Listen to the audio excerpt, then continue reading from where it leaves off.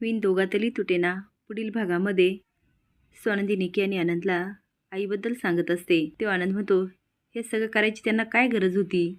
स्वानंदी म्हणते, सिरियसली ह्या माझ्या आईच्या अतिताईपणामुळे आपण जे 4 पावलं पुढे गेलो होतो ना, आता मला 40 पावलं मागे आल्यासारखं वाटतंय. बरं, अंशुमनचं वेगळंच चालू आहे.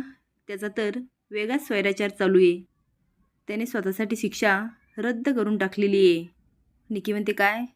तो करणारच तसं. पण स्वानंदी, तुला काकूंच्या बाबतीत तेच करावं लागेल जे अंशुमनच्या बाबतीत केलं होतं. आता पुरावे शोधावं लागणार.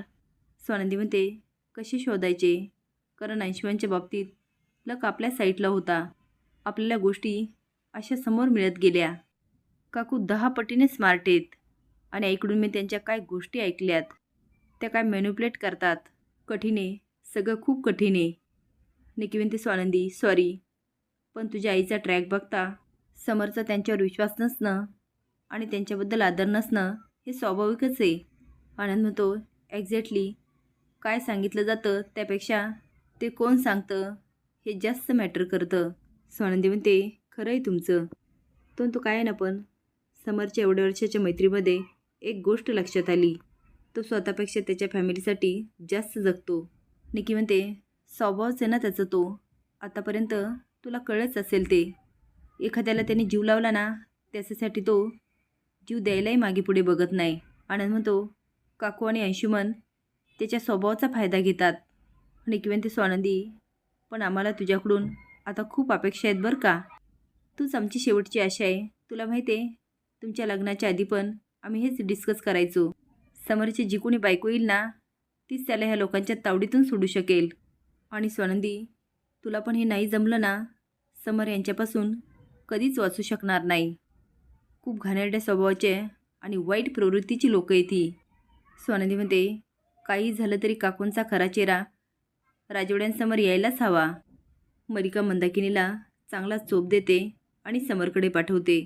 मंदाकिनी घरी येते आणि समरसमोर हात जोडते आणि म्हणते, मला माफ करा. पण समर काही ऐकून घेत नाही. ती जावयपू, मी काय केलं म्हणजे तुमचा माझ्यावर विश्वास बसेल? खरं सांगू, मी शपथ घेऊन सांगू? समर म्हणतो, माझा तुमच्यावर आत्ताही विश्वास नाही आणि या पहिले पण नव्हता. सांगा ना, तुमच्यावर माझा कसा विश्वास बसेल? तुम्ही माझ्या जागेवर असता तर तुम्ही पण हेच केलं असतं. तुम्ही आलात आणि माझ्या काकूंवरती वाटेल तसे आरोप केलेत आणि असे सगळं बदलताय. हे सगळं चुरून अर्पिता ऐकत असते. समोर म्हणतो, ओ कसा विश्वास ठेवायचा तुमच्यावर? मंदाकिनी हात जोडून आणि कानाला हात लावत म्हणते, प्लीज मी सांगते, माझ्यावर विश्वास ठेवा. तेवढे स्वानंदी आणि आनंद पळत येतात.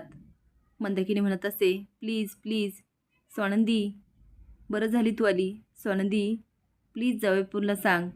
स्वानंदी समरकडे बघते आणि समर खुणवतो. मंदाकिनी म्हणते, जावयपूरना सांग ना मला माफ करायला. मी चुकले ग चुकले. स्वतःच्या तोंडात मारत म्हणते, चुकले चुकले. हात जोडून म्हणते, प्लीज सांग ना त्यांना मला माफ करायला. मी शपथ घेऊन सांगते, मी परत इथे कधीच येणार नाही. तुमच्याबद्दल कधीच काही बोलणार नाही. तुमच्या घरी पाऊल पण ठेवणार नाही. सांग ना यांना. समर स्वानंदीला म्हणतो, ऐकताय ना, आता काय म्हणायचं या गोष्टीला? काल त्यांचं एक स्टेटमेंट होतं आणि आज ह्या काहीतरी वेगळंच बोलतायत. पूर्ण 180 अंशात बदलल्यात. स्वानंदी म्हणते, आई मुळात तू इथे का आली आहे? काल झालं होतं ना आपलं बोलणं.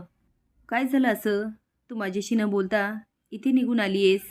समोर म्हणतो, पुरे करा. स्वानंदी मॅडम, यांना समजावत बसू नका. मला ना त्यांचा एक पॅटर्न लक्षात आला आहे. हे आज एक बोलतील, उद्या काहीतरी बोलतील, परवा अजून काहीतरी बोलतील. हेच करत राहणार आहे. त्यामुळे यांच्या बोलण्यावर माझा विश्वास कधीच नव्हता आणि कधीच बसणार नाही. आता मात्र अर्पिता हसायला लागते. स्वानंदी म्हणते, राजवाडे मी काय म्हणते? समोर म्हणतो, नाही तुम्ही काहीच बोलू नका, कारण मला आता काहीच ऐकायचं नाही. आनंद म्हणतो, समर अरे तिचं तरी ऐकून घे. समोर म्हणतो, तू का बोलतोस मध्ये?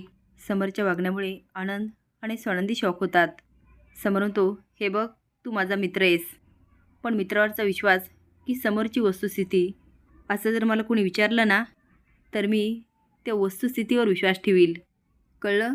आता समर निघून जातो. त्याच्यामागे आनंदही जातो. स्वानंदी म्हणते, आई काय झालं? तू इथे का आलीस?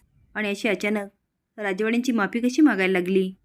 मंदाकिनी म्हणते स्वानंदी ते आदिराची आई जाऊ दे मला काहीच सांगायचं नाही. स्वानंदी म्हणते आदिराची आई त्यांचं काय, पण तेवढे तारपिता येते आणि दोघींचं बोलणं थांबवते. असेच नवीन अपडेट जाण्यासाठी लाईक आणि सबस्क्राईब करा. धन्यवाद.